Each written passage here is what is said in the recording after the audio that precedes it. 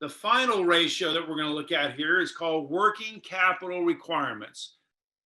Natalie, if you can just go down just a little bit on our page here, cash conversion or working capital requirements.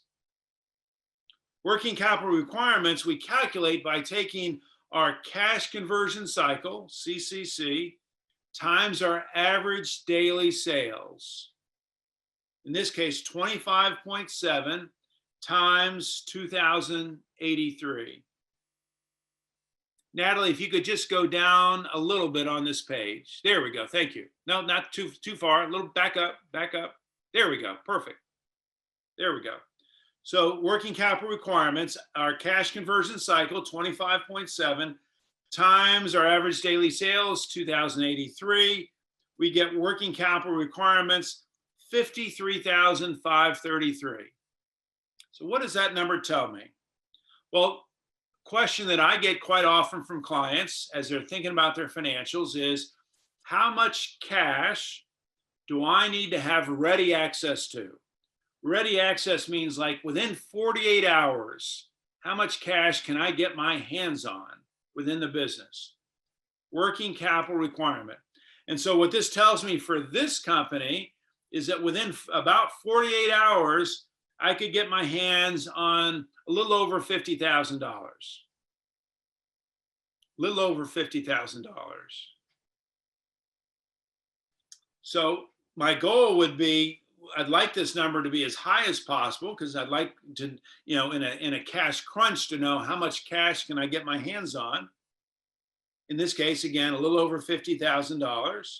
I tend to look at this number as a range because this number is changing all the time. As your company grows, this number grows. So I would look at this as a range, and I would interpret this as my working capital requirements is between $50,000 and $55,000. That's how much ready access to cash I have, between $50,000 and $55,000. And Tim, where did the 48 hours come from again? The 48. Where do you see 48? No, you mentioned how much cash can you? That's just the way we think of this, is how much cash can I get my hands on within a relatively short period of time. And relatively short, I would define as 2 days, and 2 days is 48 hours.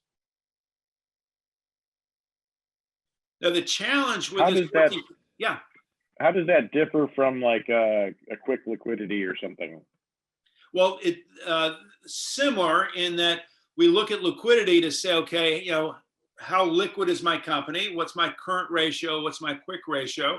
So they would complement, this working capital requirement calculation would complement your current ratio and your quick ratio. Complement meaning, in terms of looking at liquidity, it's an additional ratio that I would want to look at, that looks at liquidity. The challenge with your working capital requirement is, as your company grows, as your sales increase, your working capital requirements will also increase.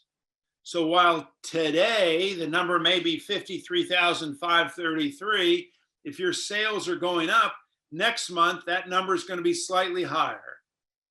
And the next month it's going to be slightly higher. So revenue growth requires additional cash. So if you're growing your company 5%, 10%, 20% top line revenue, if you're growing your company, just know you're going to need more cash. And what we want to avoid, as I talked about earlier this morning, what we're trying to avoid is running out of cash. Because no matter what your sales are, if your company runs out of cash, you're out of business. And so in order to avoid running out of cash, we want to calculate this working capital requirements. And if you ever go to the bank to borrow money, particularly if you go to the bank for a line of credit, I can guarantee you that the bank is going to calculate your working capital requirements, because a line of credit is intended to prevent you from running out of cash. And so the bank is going to calculate this working capital requirements to make sure that whatever your line of credit is, it's enough to prevent you from running out of cash.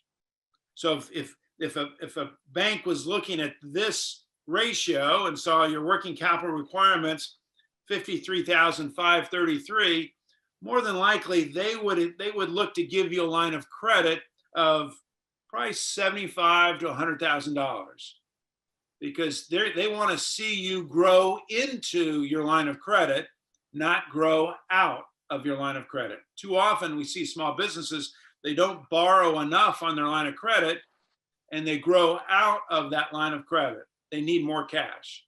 The bank would rather see you grow into your line of credit. They would rather lend you more than you need now, knowing that over time, as you grow, you're going to need more cash. Okay.